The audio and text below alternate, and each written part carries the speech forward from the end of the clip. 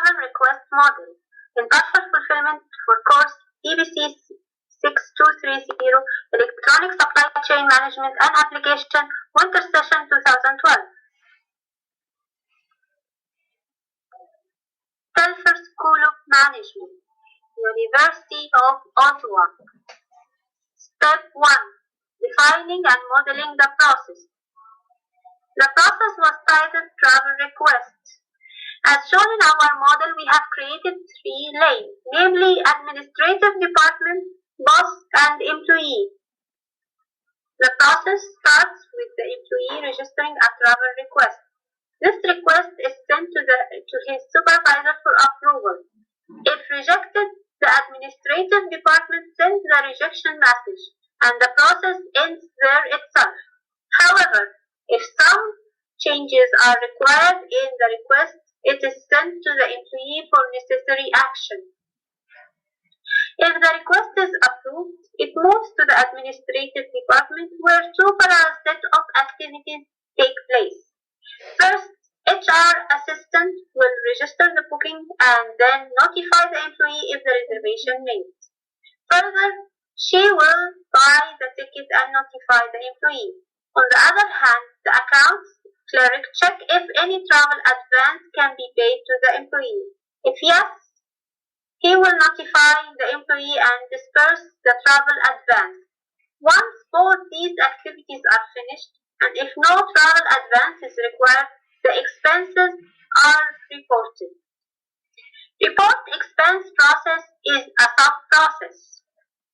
The sub-process starts when the employee registers the expenses report. This report goes to his supervisor for approval. If rejected, it goes back to the employee. On the other hand, if approved, it is sent to the Administrative Department for reviewing the policies.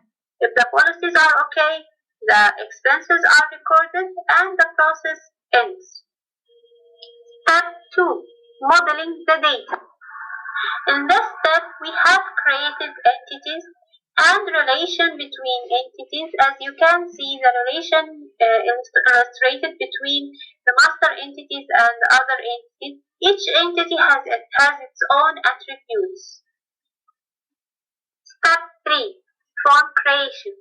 Here we are going to demonstrate some of the forms created for our process model activities. Register travel request activity form. In this form, the employee will fill the required data for his leave request. The employee will enter the start and end date of the leave request, and the total number of days will be calculated automatically by the system. Approved travel request activity form. As per our model, the registered travel request will be approved or rejected by the employee supervisor. The employee supervisor will use this form to reject or accept the request.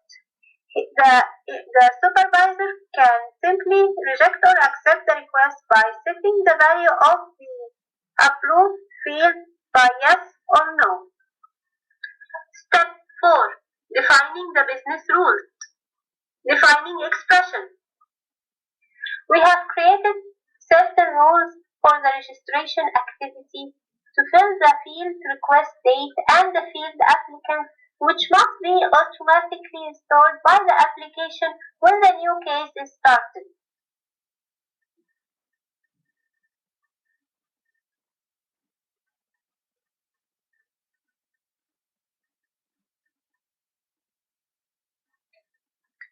We have defined 3 performers. The boss of the applicant, the HR assistant who register booking and buy tickets, an account clerk for managing travel advance and dispersing travel advance. Step 7. Integration the model. This feature is provided by Bizagi for integrating the model with other systems. Actually, in our model, travel vacation request, we do not need this step because we are not going to integrate it with other systems. Step 7. Executing the process. This is the last step in the Bizagi model. Now let's have a look as our travel request model. Execution.